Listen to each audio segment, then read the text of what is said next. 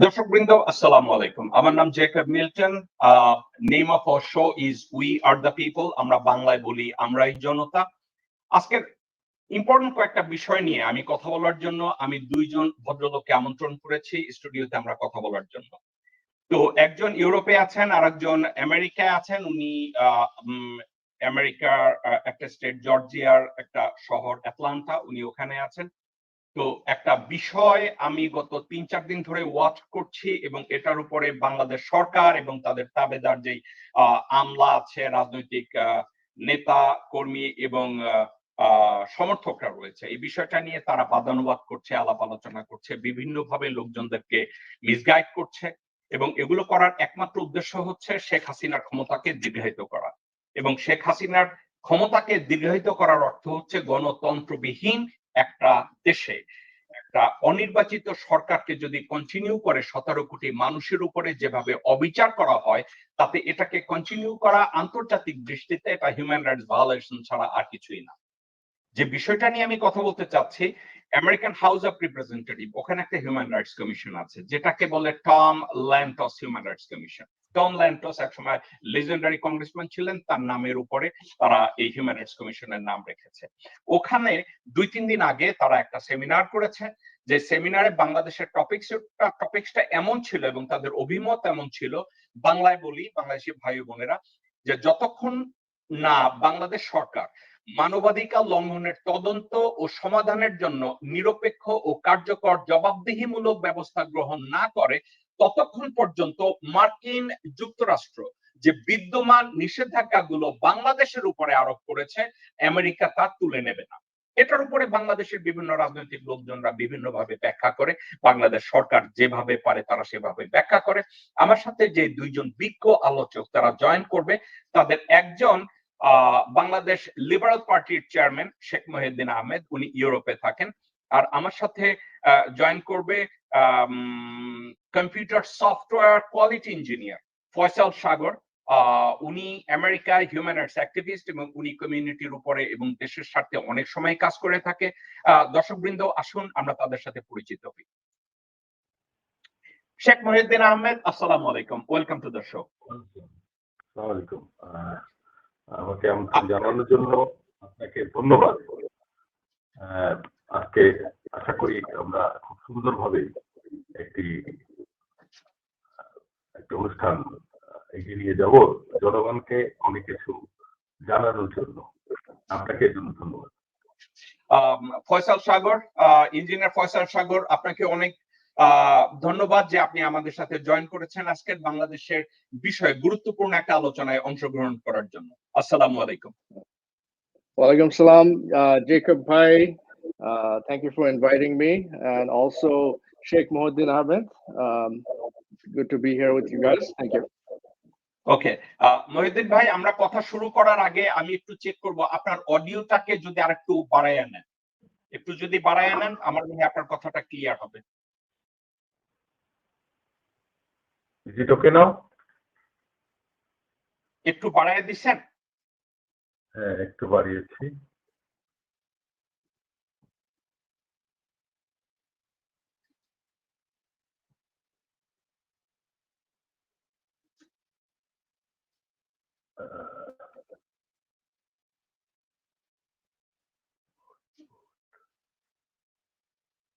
সবকিছুই বাড়ানোই আছে।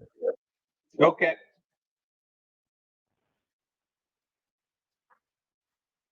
দেখেন তো এখন ঠিক আছে? হ্যাঁ ঠিক আছে। আপনি কথা বলার সময় যদি আপনার স্পিকারটা কাছাকাছি থেকে একটু লাউডলি বলেন, আমার মনে হয় সবাই ক্লিয়ারলি শুনতে পাবে।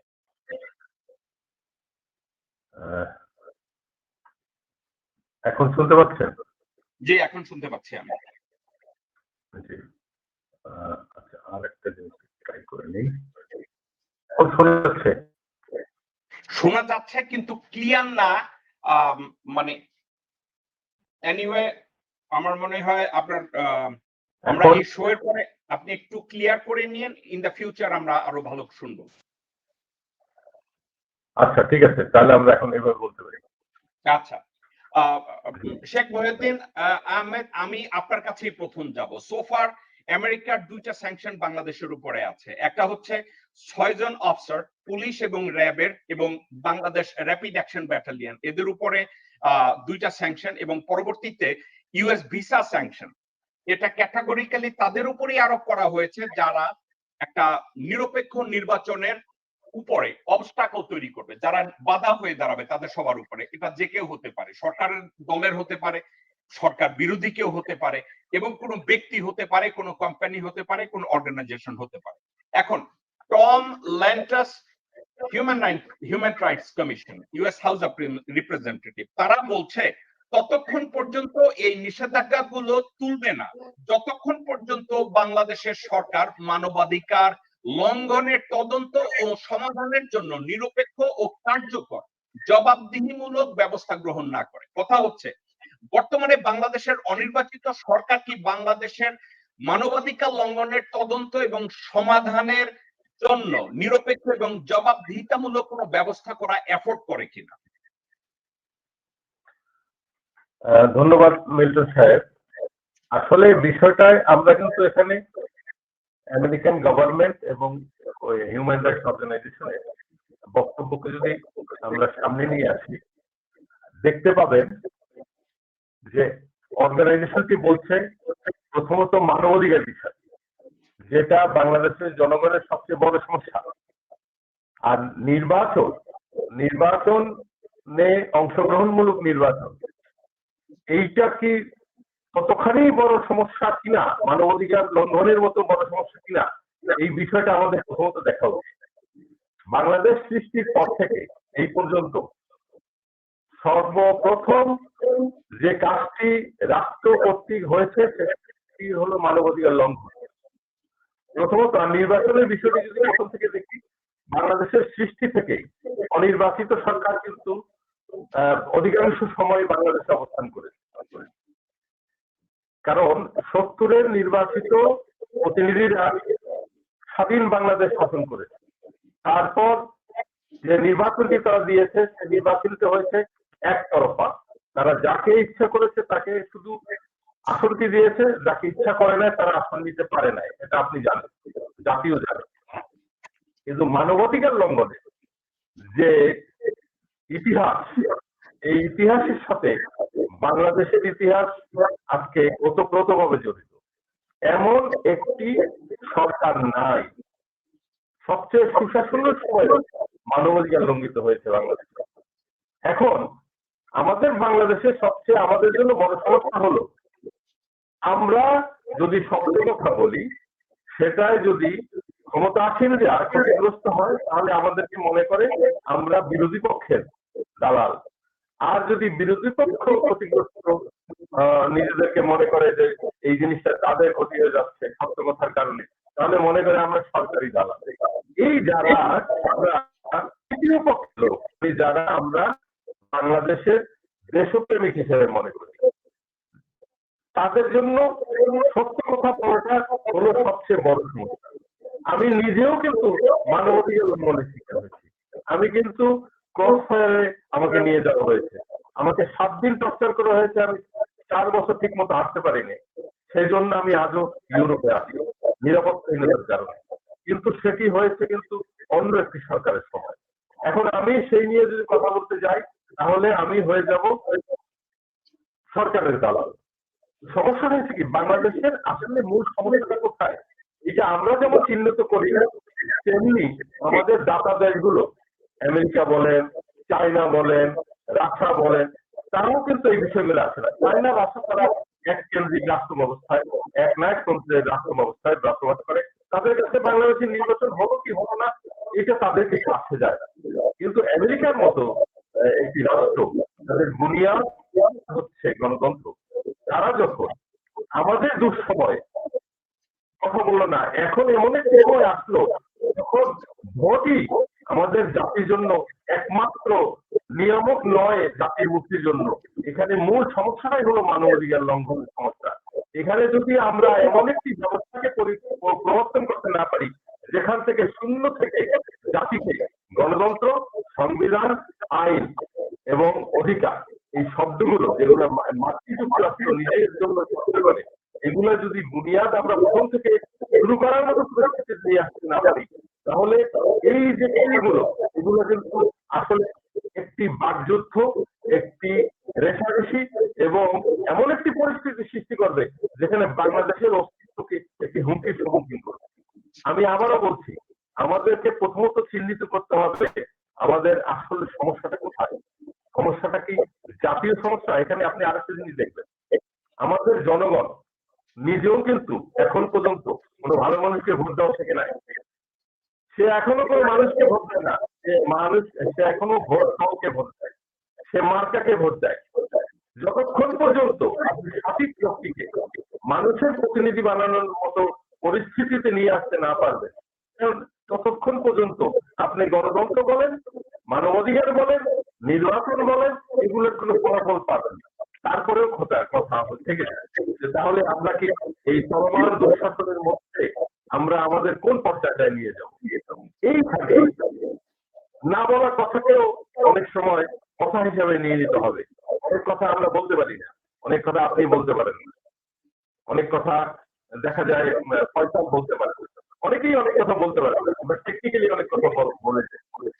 তারপরেও বলতেছি, জনগণ যদি রাস্তায় না নামে, সেক্ষেত্রে জনগণকে দুঃশাসন থেকে, মানবাধিকার লঙ্ঘন থেকে পরিত্রাণ দেওয়া যায়, সেইটি আমাদের আসল চিন্তার ব্যবস্থা হওয়া উচিত।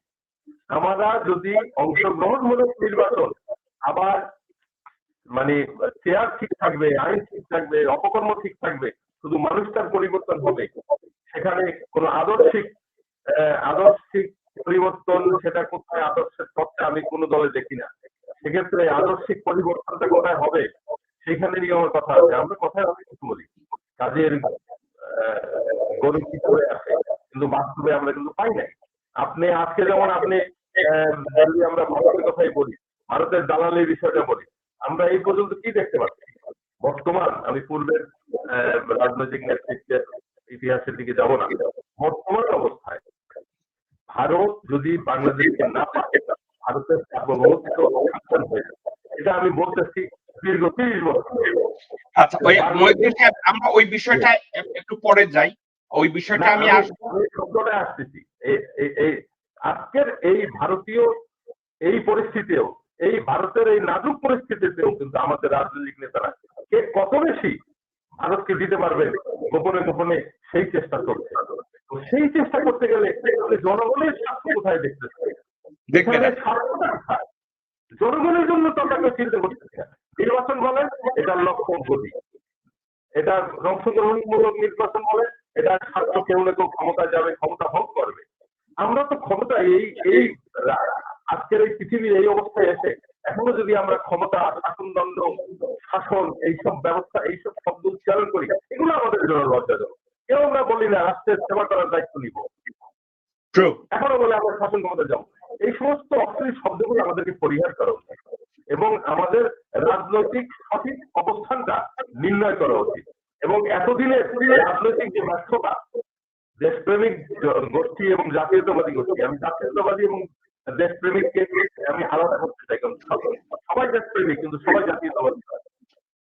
তো সেক্ষেত্রে দেশপ্রেমিক ও জাতীয়তাবাদী শক্তিকে আপনার মূল্যায়ন করতে হবে যে আসলে তাদের এতদিনের ব্যর্থতা কেন, কি কি কারণের ব্যর্থতা হয়েছে, আমাদের নেতৃত্বের শূন্যতা কেন, এইগুলা যতক্ষণ পর্যন্ত মূল্যায়িত না হবে ততক্ষণ পর্যন্ত আপনি কোনো রাজনৈতিক সমাধান পাবেন না। আজকে দুঃশাসন থেকে মুক্তির জন্য আপনাকে অরাজনৈতিক পন্থায় যেতে হবে এবং সেটি আমি কিভাবে করতে হবে সেটা নিয়ে আমি এই মুহূর্তে okay. Engineer Faisal Sagar, we are talking about human rights violation in Bangladesh. Yes. The way international community is describing seems like when a citizen of Bangladesh do not have the right to vote and elect their own representative, that is also considered as violation of human and individual civils and human rights. Do you think that is the things that American and Europeans are looking at us, telling Bangladeshi government that you cannot protect the voting rights of your own people? That's their human rights violation. Do you think That's human rights violation they are referring to, or kidnapping our own citizen, killing their own citizen, and raping its own citizen, all included into that violation, human rights violation. What do you think? In what category US and Europeans are referring to in Bangladesh? What do you think? Thank you, Jacob Bhai. So there's a few things you brought up. So it's not a direct answer, but there are certain things that we should be aware of. What is human rights? Human rights, including freedom of speech, freedom of assembly, freedom of religion, the right to keep and bear arms, freedom from cruel and unusual punishment, and the right to fair trial by jury. Now, this is the US definition of human rights.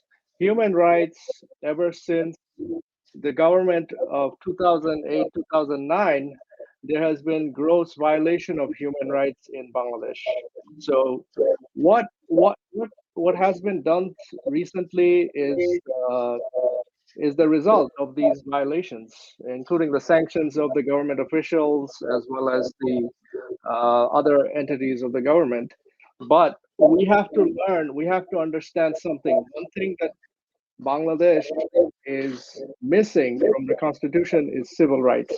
There is no written document or actual civil rights act in the Bangladesh constitution. I think what we have to do is, when there's a new government, there should be a new civil rights act enacted in the Bangladesh constitution, where there is protection against human rights violations. And every individual, every citizen of the Bangladesh, every citizen of Bangladesh should have their protection under the Civil Rights Act. Because there is no policy, there is no law against civil rights, the government uses their authority against the citizens and the opposition to criticize and actually, in a lot of cases, extrajudicial killing. They harass. They actually arrest opposition leaders without any warrants, and so all the branches of the government, the executive, the judicial, the legislative branches, all branches of the government are abusing human rights. It's not just the executive. So when you have all these pillars of the government that are not functioning as they should, this is the situation, and that you see in Bangladesh that becomes a reality, which is a very scary situation for the human rights of Bangladesh. And we as Americans, we are enjoying these rights, civil rights and human rights, which cannot be violated. It's protected by the Constitution. So I think as Bangladeshis, even though they're a new country, we are a new country. It's been 52 years since independence. There hasn't been specific civil rights movements or acts enacted, which should be implemented in the next government. Okay, Sheikh Mohiuddin Ahmed, I will ask you a follow-up question. What Sagar says.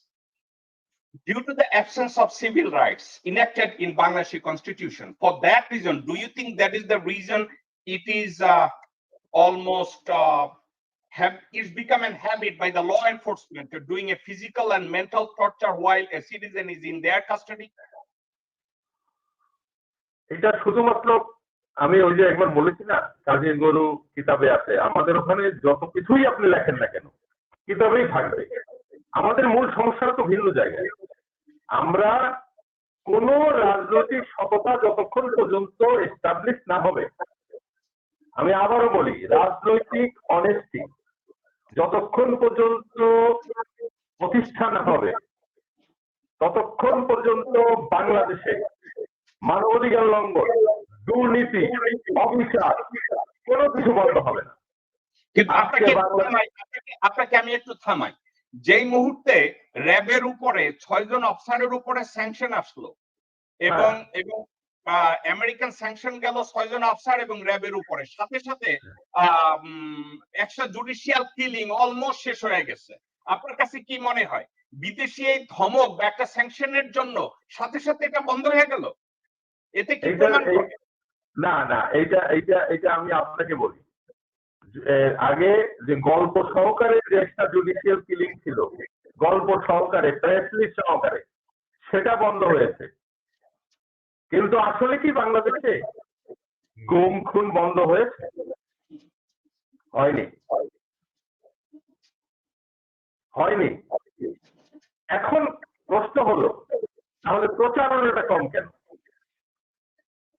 যারা executor, ধরেন যে অফিসারের অধীনে গুলিটা হচ্ছে, একটা মানুষকে extra judicial killing করা হচ্ছে, এই পিছনে তারা তাদের আদেশ হচ্ছে। কারণ একটা অফিসার, আমি মনে করি একটা অফিসারকে পার্সোনাল কোনো ইন্টারেস্ট যদি না থাকে, সে যদি দুর্নীতিগ্রস্ত টাকার কারণে না হয়, অন্য একটা রাজনৈতিক প্রতিপক্ষকে সে তার পার্সোনাল কোনো কারণে হত্যা করতে যাবে না। তাহলে এখানে পলিটিক্যাল ইন্টারেস্ট, পলিটিক্যাল ইন্টারেস্ট হচ্ছে পলিটিশিয়ান। আমরা স্যাংশন দিচ্ছি এক্সিকিউটিভদের, রাজারদের কিন্তু আমরা কখনোই কিছু করতেছি না। যে কারণে দেখবেন ইতিহাসে কোন এক সময় আসল আর পর্দার আড়ালের খুনিরা আবার কিন্তু সমমহিমায় ফেরত আসে, তারা লাল গালিচা সম্বোধনা পায় বিভিন্ন দেশে, ইভেন আমেরিকায়, আমি নাম বলতে চাই না। তো মূল সমস্যাটা হলো, আসলে আমরা কোন রাষ্ট্রের জন্য কতটুকু মানবাধিকার চাই, কোন রাষ্ট্রের জন্য কতটুকু বা স্বাধীনতা চাই, কেন চাই? বাংলাদেশে শেখ হাসিনা যে পর্যায়ে যাচ্ছে, একটা পর্যায়ে সে যদি পুরো পার্লামেন্ট যদি ৩০ আসন নিয়ে নিতে পারে, মনে করেন পরবর্তী নির্বাচনে বিএনপি গেল না, সে পুরোটাকে নিয়ে নিল। এরপরে সে যদি মনে করে যে রাশিয়া এবং চায়নার মতো অবস্থা বাংলাদেশে চলবে, রাজনৈতিক মানবাধিকার মানেই রাজনৈতিক স্বাধীনতা নয়, মানুষ যদি খেয়ে পরে শান্তিতে ভালো থাকে, তাহলে সেটাই হলো মানবাধিকার, এরকম যদি ডিক্লেয়ার দেয়, কে থামাবে?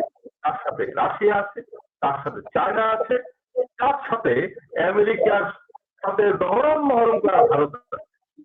যে ভারত তার জাতীয় নিরাপত্তা এবং সার্বভৌমত্বের জন্য বাংলাদেশকে ইচ্ছা করে ছেড়ে দিতে পারবে না।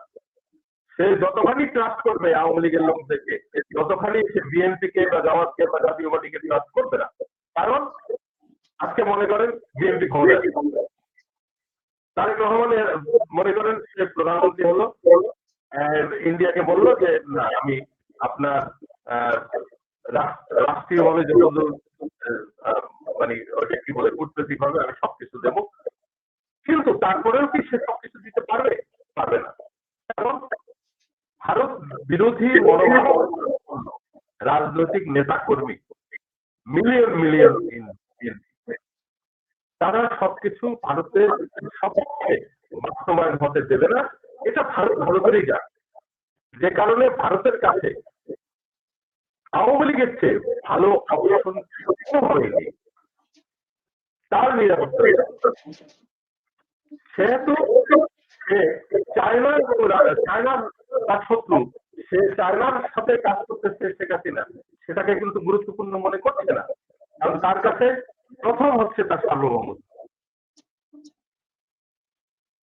তো এখানে যদি আমরা পুরো এই রিজিয়নের বিষয়টা দেখি, হঠাৎ আমেরিকা বাংলাদেশের বিষয়ে এত বেশি আন্তরিক কেন? এখন একটা গণতান্ত্রিক রাষ্ট্র, সে আন্তরিক, কিন্তু পাশাপাশি কিন্তু আমরা তো এখন যে কারণে কোনো না কোনো কারণ আছে, এটা কি জনগণের প্রতি ভালোবাসা দিয়ে? কারণ আমেরিকা ভালো করেই জানে যে চেয়ারে মানুষটা বদল হলে বাংলাদেশের মানবাধিকার পরিবর্তন হবে না।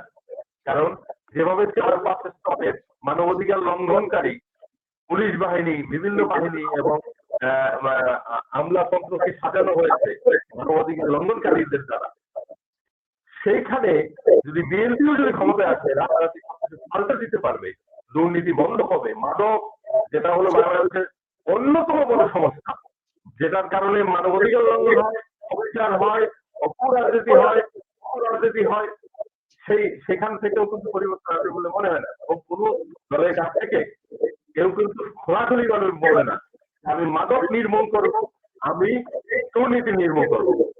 এরা সবাই বলে প্রতিরোধ করবে।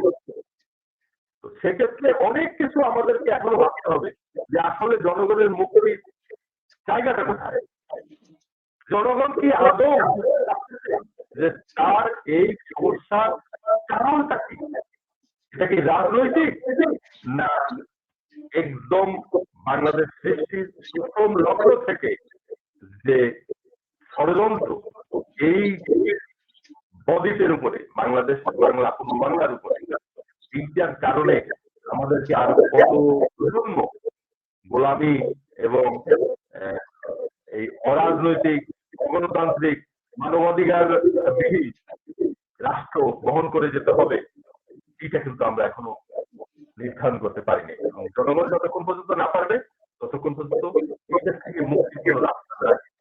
ওকে, ফয়সাল, শেখ মহিউদ্দিন সাহেব উনি বলছে regardless of human rights law, civil rights law or civil rights article being enacted with the Bangladeshi constitution, it's not going to have any impact on the Bangladesh government, neither its citizen. He's saying that we may enact another law or we can enact another 2 or 3 paragraphs in regards to the civil rights law and enact it with the Bangladeshi constitution.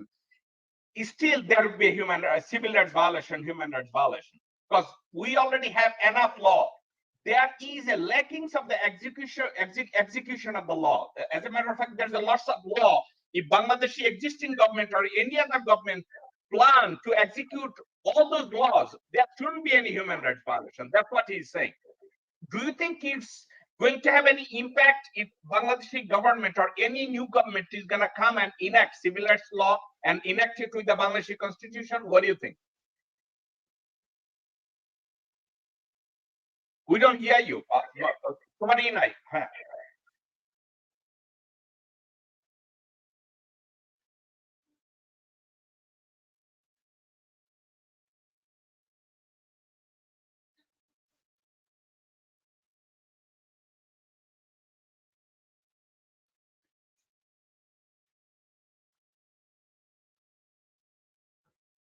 হয়তো এটা unmute করে দেন। Hello. হ্যাঁ, ঠিক আছে, Hello? এবার বলো। Yes. Yeah, sorry. So there's a good point that you guys make, which is political motivation. So political motivation will always be there regardless of the government. So the government right now, because they are violating the human rights, they are moving towards more of a fascist government, not a democratic government. So when you have fascism, like you see the prime example of Nazism, as well as in World War II, we had Hitler, who was the chief of the Nazi Party. So Nazi Party movement was created to create a one-party state in which there will be gross human rights violations done against the Jewish population of Germany. So after the World War II, you see there was International Crimes Tribunal where all of these SS soldiers were tried and some of them were also executed. So I think if this is the policy that the current government is following, there should be some sort of International Crimes Tribunal against a fascist dictatorship government, where all these people that are responsible should be brought to justice. And USA, regardless of what Bangladesh government has to say, is one of the oldest and strongest democracies in the world. And even India is not a democratic country older than the US. So they do not have any say over, okay, I am more democratic than you. So right now the question is, will fascism win over Nazism? Over democracy, or not? Nazism, will it win over democracy? So I think Hasina government, or the government of Sheikh Hasina, is acting more of like Hitler. Don't you think there is a difference? there is a huge difference between Hasina's rule and Hitler's rule. During the Nazism in Germany, they were really nationalists. They wanted to have their country united government. They wanted to have their superiority all over the world. But Hasina is not a nationalist leader. She's not asking for the nationalists to come and think of Bangladeshi nationalism, but rather she's throwing the sovereignty of Bangladesh under the mercy of India. So we cannot compare Nazism or Hitler's leadership with Hasina, because Hitler was a blessing to Germany at that time, because they were thinking their nationalist government, the Germans should have huge luxury all over the world, which Hasina don't have. Don't you think that? Well, yeah, I think there is also racism involved. So racism. This is two different things. You can say racism. Yes. Yeah, you can say prejudice. না কিন্তু এইটাকে তো আপনার হাসিনার শাসনকে কিন্তু নাৎসিজমের সাথে মিলানো যাবে না। I agree. That's what I'm asking for. Okay. I think Nazism nationalism সাথে অনেকখানি মিল আছে এবং তারা কিন্তু তাদের কি বলে প্রাইড, ন্যাশনাল প্রাইডকে কিন্তু আপিল করছে। সেক্ষেত্রে আমরা কিন্তু আমাদের ন্যাশনাল প্রাইডকে প্রতিদিন পদদলিত করি ভারতের কাছে। True. Okay, Faisal, I'm going back to you. What is your response? Germans, they wanted to have their national pride, having Nazism or Nazi. I don't see any difference, because the propaganda created by the Army League government is similar to Nazi propaganda. So when you have propaganda in those levels where everything is for one party has majority seats in the parliament, one party has their own police force, their own army, their own detective branch, their own, it's kind of like the SS soldiers. I would say from Hitler's time, he had special SS soldiers. Right now, RAB, if you compare RAB, you can see the similarities between RAB and the SS. Am I wrong? I don't think so, because I see very clear similarities between Nazism and fascism and also the current government. They are not democratic. They're not practicing. They're saying they're democratic, but where's the democracy? Where's the human rights? Where's the protection for the opposition leaders, including the BNP, and recently I think there was another Jamaat Islami leader who was pronounced dead in the hospital. So where's the investigation into this death? Is there any human rights violation going on there? Is there anything that the opposition can get? They're not able to basically have any rights. So it's also racism against the opposition. It's not only Nazism or fascism, there's also racism. Okay. So you see there is racism there. Okay.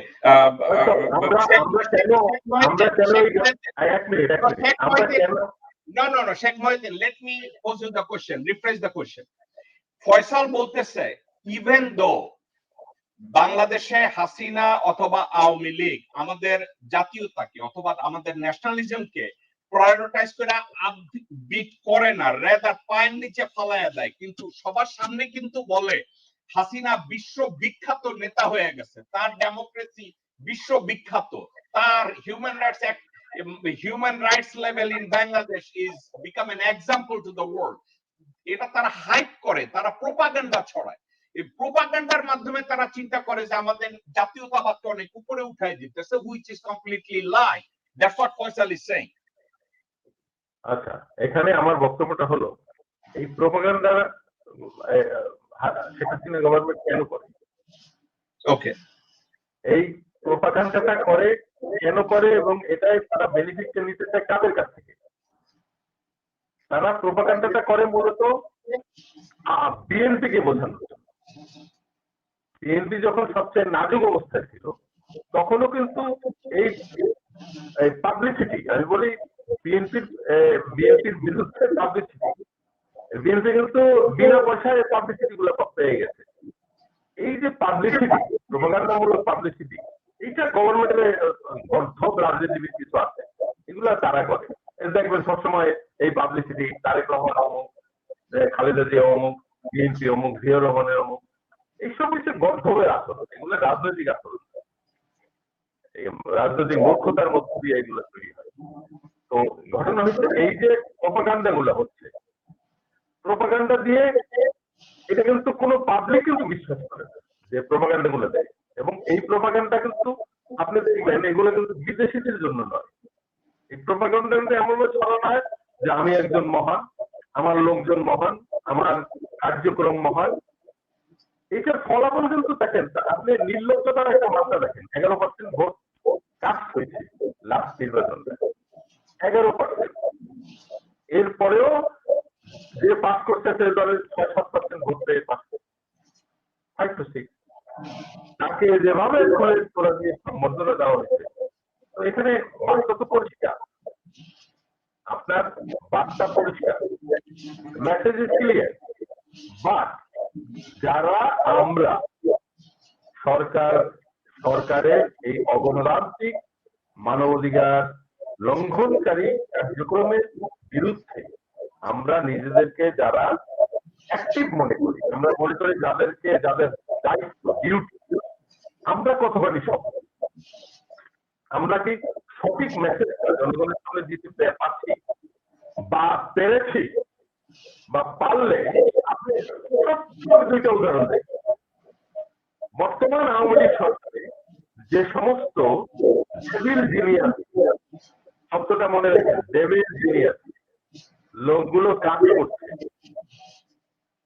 তারা যেভাবে একটার পর একটা issue তৈরি করছে, তারা যেভাবে একটার পর একটা প্রকল্প নিচ্ছে, তারা যেভাবে চুরি করছে, যেভাবে সবকিছু করছে, আপনি নিজেই বলেন এর বিপরীতে যারা আমরা জনগণের কাছে তথ্য পৌঁছানোর জন্য দায়িত্বশীল মনে করি, রাজনীতি করার জন্য নিজেদেরকে রাজনৈতিক নেতা ভাবি এবং নিজেরা ক্ষমতায় যাওয়ার প্রত্যাশা করি, এই ডেভিল জিনিয়াসদের বিপরীতে আমি কি কোনো অনেস্ট জিনিয়াস কোন ফোরাম দেখতে পাচ্ছি?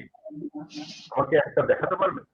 তাদের risk research, risk analysis, risk management বলেন, যাই বলেন, political risk management assessment fail আছে, তাদের কিন্তু প্রতিদিন কার্যক্রম চলে।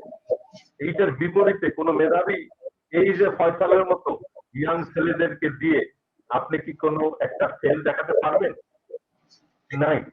এখানে আপনার কথার জবাবে আমি এটা বলতে পারি, আপনারা you are referring to some devil genius working on behalf of Awami League government and Hasina, but fact to the matter is not working on behalf, within the government. Within the government, they have genius people. I call them devil genius. None of their policy adopted by devil genius of Bangladesh, neither the executor of that policy is from Bangladesh. All are Indian operatives from India. Hasina is not running Awami League. Hasina government is not executing any plan. He is getting all the when we see that somebody from another political party in Delhi told that the policy of Ziaur Rahman and Begum Zia was not proper or accurate.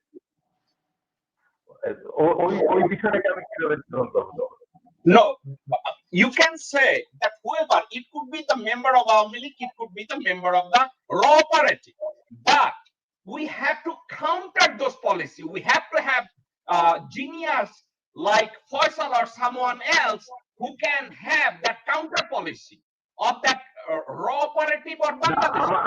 আমার মধ্যে আপনি একটু misunderstanding হচ্ছে, আমি বলি করেন। Suppose মনে করেন আপনি যদি পরিপূর্ণভাবে একটু দৃষ্টি মেলেন, শেখ হাসিনার ক্যাবিনেটে কিন্তু কোনো উচ্চ মেধার কোনো লোক নাই, কিন্তু শেখ হাসিনার সরকার কি তাদের কথা চলে, মিনিস্টারদের কথা চলে না? আপনি দেখবেন মাঝে মধ্যে সে কিছু মিনিস্টারকে রাখে, তারা আপনার কৌতুক করে, হারামি করে, পাবলিক হাসে, সে কিন্তু গোপাল ভাষায় কিছু কিছু রেখে দিচ্ছে। আর একটা জায়গায় দেখেন যে প্রধানমন্ত্রীর কার্যালয়ে যে কয়েকটা জিনিয়াসকে বসেছে, ডেভিল জিনিয়াস, আপনি এদের সমপর্যায়ে, এদের মেধা সমপর্যায়ে Can you name one or two those who are working under at the Ganabhavan? Name one or two. না না, আপনি গণভবন না, আমি বলতেছি প্রধানমন্ত্রী কার্যালয়। প্রধানমন্ত্রীর কার্যালয়ে কোনো দুনিয়া পয়সা নাই। ওইখানে যতগুলা ভার, আরো কতগুলা ভার বসে রয়েছে, এগুলো যত পলিসি আছে, those policy makers are not sitting down next to Prime Minister. Those are sitting down in Delhi or Indian High Commission. Mr. Jacob Milton from Delhi, whatever is coming from Delhi, they can successfully execute. Okay, listen. Only thing, Mr. Mohideen Ahmed, only thing I am saying, none of the policies, those policies are executing to suppress Bangladeshi citizen. Those are not Bangladeshi nationals. Those are not policy আপনি যদি মনে করেন, না না, এখানে আমি আরেকটা জিনিস বলি কি, আপনি যদি মনে করেন যে সবই দিল্লি দিয়ে আসছে, সবই হচ্ছে, আর চায়না সেটাকে সব মেনে নিচ্ছে এবং চায়নাকে সে মেনটেন করতে পারতেছে। Come to the point. Come to the point. Why there is a conflict? Hasina cannot manage India and China altogether. China's policy, Hasina is adopting and executing only because of financial leverage. Other than that, Hasina is having hardship. For that reason, Hasina, Chinese government and policymakers become so annoyed that their foreign secretary or Chinese foreign secretaries individuals are coming visiting Bangladesh and refuse to meet Hasina personally. In 3 or 4 occasions happened for the last 3 months. No problem, but she is managing both the countries. No, none of the policy is working.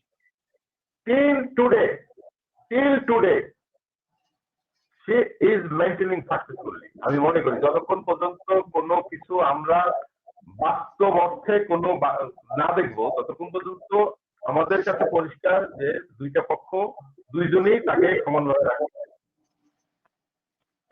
নির্বাচন নিয়ে চায়নার কোনো মাথা ব্যথা নাই, কিন্তু চায়নার একটা জিনিস নিয়ে মাথা ব্যথা আছে, যেটা চাইনিজ পররাষ্ট্র মন্ত্রণালয় গতকালকে রাত্র 11টার সময় বলছে, they want to see a government in Bangladesh who can pay their debt. It doesn't matter to them whether Hasina is power or someone else is in power, as long as they are making the payment. শুধু date আর economic আর investment বিষয়টা সেখানে না, এখানে জিওপলিটিক্সের এই জায়গাটায় আপনার নিরাপত্তাগত defensive strategic কিছু function আছে, যেখানে আপনার রোহিঙ্গাদের যে এভাবে চলে আসছে এবং রোহিঙ্গাদের এভাবে ফাইলে রাখা হচ্ছে, বিষয়টা সেখানে না, এখানে একটা টার্গেট আছে।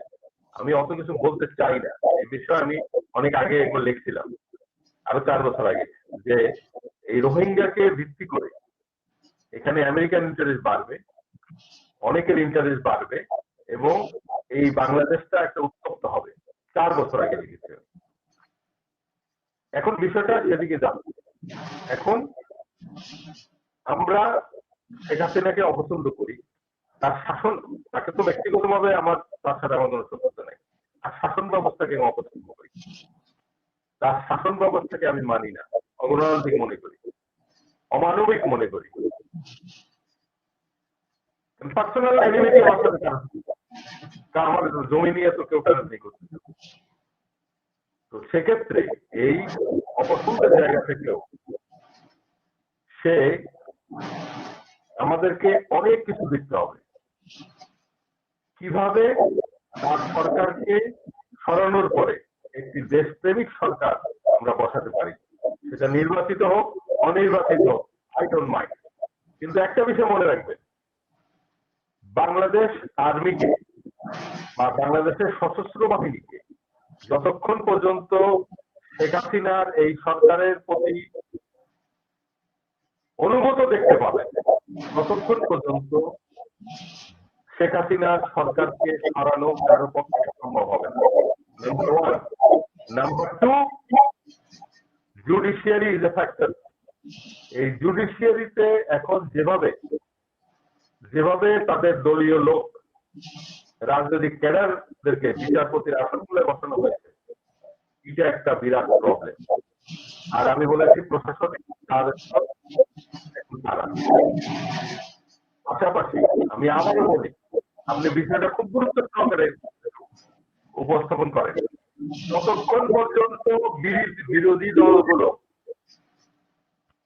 সঠিক শব্দ উচ্চারণের দ্বারা তাদের টার্গেট নির্ধারণ না করবে এবং রাজনৈতিক সেলগুলা প্রতিস্থাপন না করবে প্রতিটা সরকারি রাজনৈতিক সেলের বিপক্ষে, আমরা আরেকটা একনায়কতান্ত্রিক সরকার মেনে নেব না। আপনি ওই সরকার নির্বাচিত হোক অনির্বাচিত হোক, যা মানবাধিকার, দুর্নীতি, মাদক এবং বাক স্বাধীনতাকে সমুন্নত রাখবে, সে মানে সে যে ধরনের নির্বাচিত অনির্বাচিত যে ধরনের সরকার হোক আমরা মেনে নেব। কিন্তু আপনি যতক্ষণ পর্যন্ত দায়িত্বশীল এবং যোগ্যতা সম্পূর্ণ বিরোধী দলীয় স্ট্রাকচার না পাবেন ততক্ষণ পর্যন্ত শেখ হাসিনাকে আপনি সরাতে পারবেন না। যতক্ষণ পর্যন্ত সেনাবাহিনী তার সাথে থাকবে ততক্ষণ পর্যন্ত সরাতে পারবেন না। যতক্ষণ পর্যন্ত জুডিশিয়ারি এইভাবে থাকবে সরাতে পারবেন না। সেক্ষেত্রে বিকল্পই হলো জনগণের রাস্তায় নামো। এখন পর্যন্ত আপনি হাজার হাজার লাখ লাখ যে জনগণ দেখছেন এগুলো হচ্ছে দলের দলীয় সদস্য, কারণ আওয়ামী লীগ বিএনপি প্রত্যেকেরই 1 কোটির উপরে সদস্য আছে। বিশাল জনগোষ্ঠী 10 মিলিয়ন, এটা 1 মিলিয়ন রাস্তায় সবসময় থাকবে। কিন্তু যতক্ষণ পর্যন্ত মাস পিপল যতক্ষণ পর্যন্ত রাস্তায় না নামবে, মাস পিপল কারা?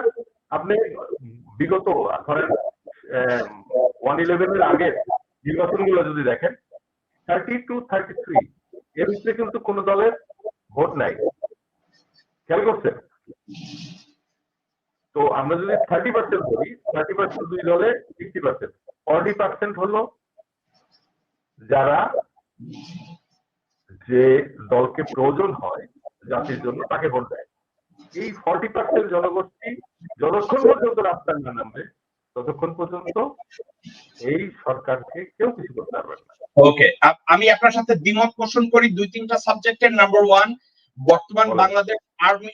বর্তমান বাংলাদেশ আর্মির নিজস্ব কোনো পলিসি নাই। 2017 সালের 8ই এপ্রিলে যে এমওইউ সাইন করা হয়েছে, বাংলাদেশের সশস্ত্র বাহিনী এখন বাংলাদেশ সরকারের নিয়ন্ত্রণে না, এটা ভারতের সেন্ট্রাল কমান্ডে। সো এখন এটা নিয়ে আমরা আর আলোচনা না করি, এটা নিয়ে আমরা সেটা ভারতের সেন্ট্রাল কমান্ডে থাকুক, সেটাই আমি বলছি। এই সশস্ত্র বাহিনী যতক্ষণ এই সরকারের সাথে আছে ততক্ষণ কিছু করা যাবে না। ওকে, তো এই মুহূর্তে আমাদের সময় আমরা শেষ, আমাদের হাতে 3 মিনিট সময় আছে। I will go back to Faisal Sagar.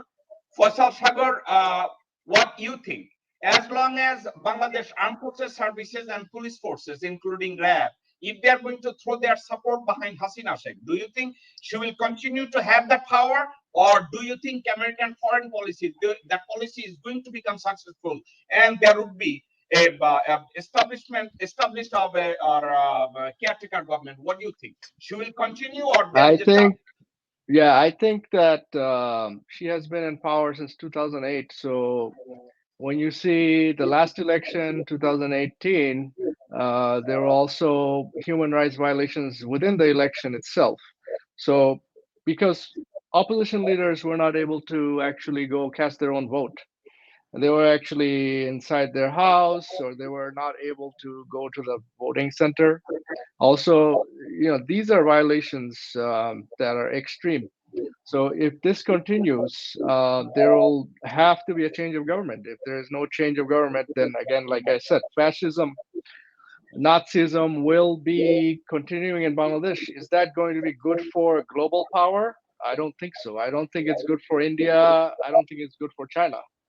Maybe the Chinese polar house is like that, but 1 second.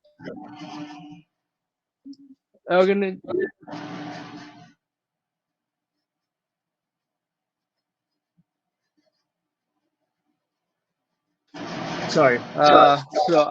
As I was mentioning, India is the superpower next to Bangladesh. Do they want an unelected government in Bangladesh? Are they really thinking the US will allow an unelected government in Bangladesh and let Nazi party like Awami League continue their rule? I have a question for India. Does India want that? Do they want an unelected government? They have to decide. The ball is on their court. Okay. So you are saying that whatever India will, as of today, Bangladeshi citizen of Bangladesh, they're assuming whatever the Indian choice that if India wants that Hasina will continue, then Hasina's government will continue. But I disagree with that opinion for one reason. Hasina can continue governing in Bangladesh as a prime minister, but question is, economy went up to a level that India will never give money to Bangladesh to run the government day-to-day operation. It will never do, and neither China will do. You remember at one point China stopped financing Niger, they stopped financing in Nigeria, they stopped financing in Sri Lanka, they stopped financing in Maldives. They would do the same thing in Bangladesh. So at this time, even though India says, do you know what? We are going to have Hasina running Bangladesh, but Hasina cannot run Bangladesh to run day-to-day operation due to the lackings of finance. They don't have that. And guess what? The American Department of Commerce, they are already considering the cut GSP of Bangladesh garments industry and others. If America does, Europe will follow. So 57 lakhs of workers would be on the street of Bangladesh. Yeah, so I don't think anyone wants a situation like that. But Sheikh Hasina government maybe. Only thing I'm saying, Bangladeshi citizen and outside to realize that Hasina can continue her role, but at the same time, Bangladesh should be like Ethiopia under the regime, under the tenure of what do you call it, Emperor Selassie. When Emperor Selassie, Haile Selassie was the emperor of Ethiopia, you know that how many millions of people died on the street. Hasina can do the same thing. So again, right? China and India will back up automatically. So let me. We are end of our time.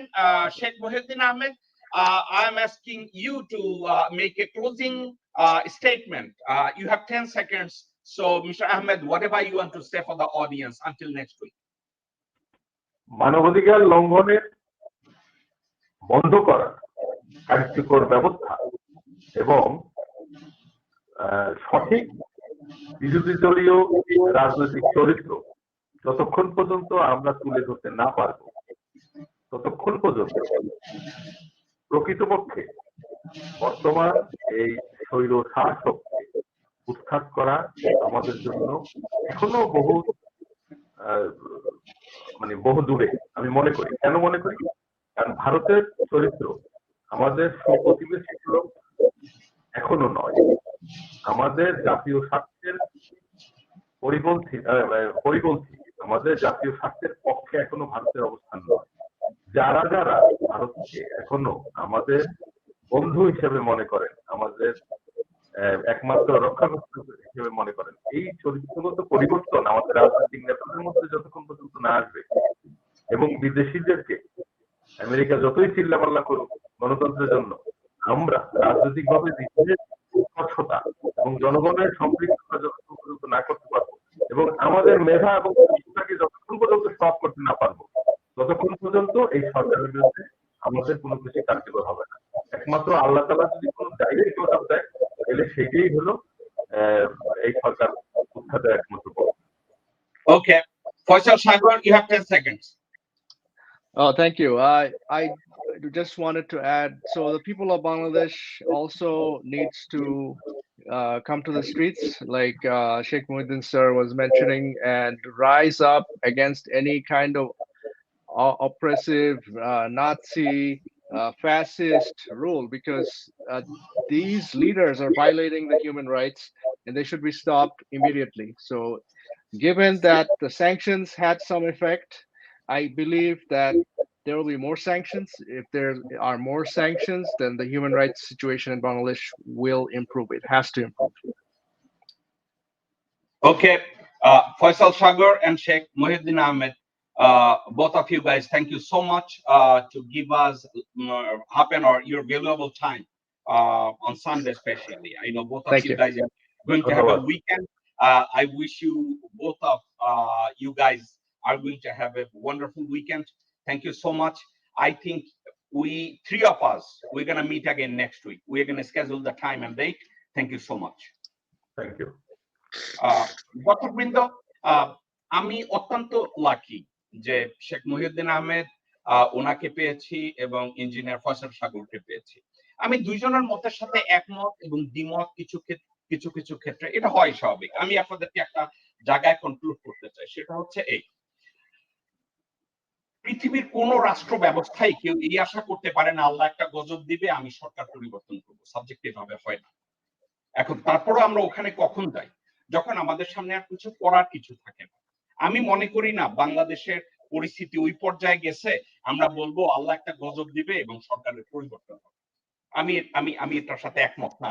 তাইলে আমি কি মনে করি, আওয়ামী লীগ বা হাসিনা এরা ভারতের কাছে যতই বিশ্বস্ত হোক, এদেরকে ক্ষমতায় রাখা যাবে যেভাবে আমি ইথিওপিয়ার এক্সাম্পল দিলাম। হ্যাইলি সেলাসি জনগণকে মেরেও কিছুদিন ক্ষমতায় ছিল, কিন্তু একটা পর্যায়ে যখন দেখছে সরকারের দৈনন্দিন কার্যক্রম চালানোর জন্য তার কাছে আর কোনো টাকা নাই, তখন ক্ষমতা ছাইড়া পালাইতে হয়েছে।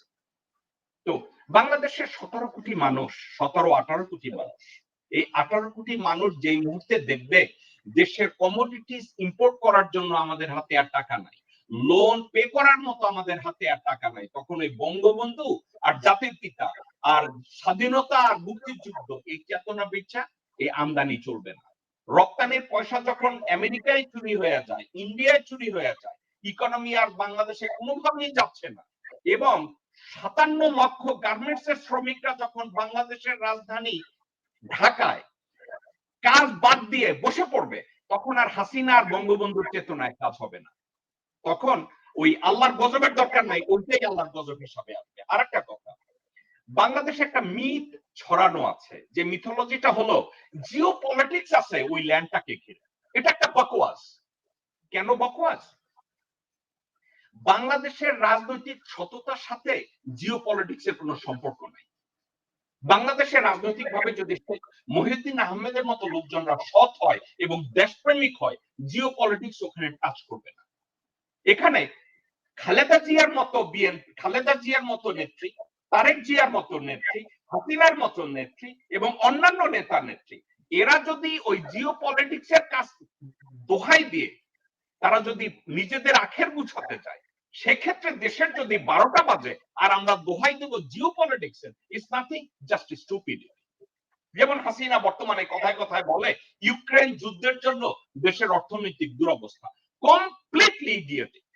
কারণ কি, ইউক্রেনের যুদ্ধের সাথে বাংলাদেশের পলিটিক্স এবং অর্থনৈতিক ধসের কোনো সম্পর্ক নেই, কিন্তু তারা এই একই গান গেয়ে যাচ্ছে কবে থেকে, 1972 থেকে আজ অবধি বাংলাদেশকে ঘিরে একটা জিও পলিটিক্স। বাংলাদেশকে নিয়ে পলিটিক্সের সাথে শিকার মাত্র একটা দেশ, সেই দেশটার নাম ভারত। কারণ Bharat for the sake of their existence তারা বাংলাদেশকে আমাদের সাথে বিড়াল আর ইঁদুরের খেলা খেলে, এবং আমরা ইঁদুর হয়ে সব সময় নিজেদেরকে সিকিউর করতে ব্যর্থ হই। তো আমাদের রাজনীতিবিদরা কবে সৎ হবে আর কবে বাংলাদেশ গড়বে আর কবে বাংলাদেশের সার্বিকভাবে উন্নতি হবে, এটার দিকে না তাকিয়ে থেকে আমি প্রায় আহ্বান জানাই বাংলাদেশের প্রতিটা জনগণ যদি সচেতন হয়।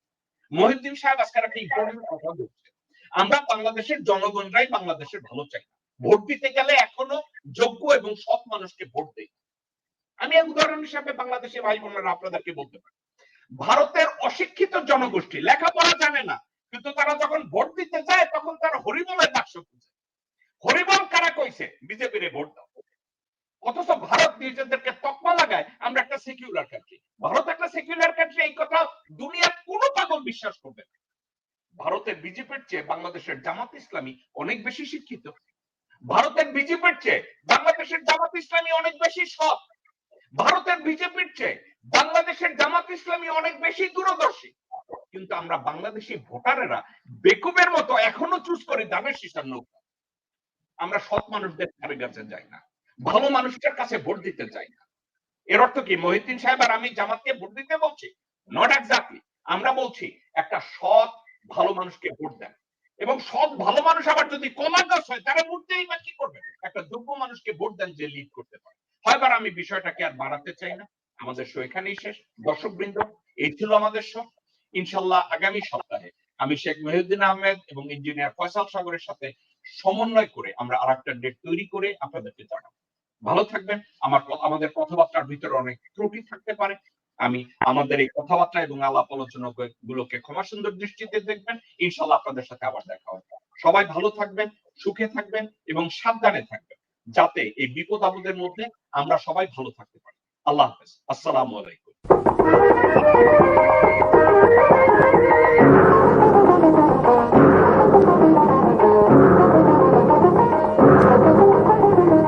কারা রইল বোকাপাট, কারা রইল বোকাপাট, ভেঙে ফেল কর রেলপাট, রক্ত জমাট শিকল পুজোর ভাষণ বেদি। ওরে ও তরুণ নিশান, ওরে ও তরুণ নিশান, বাজা তোর গলায় বিশাল ধ্বংস নিশান, প্রাচীর প্রাচীর ভেদি। কারা রইল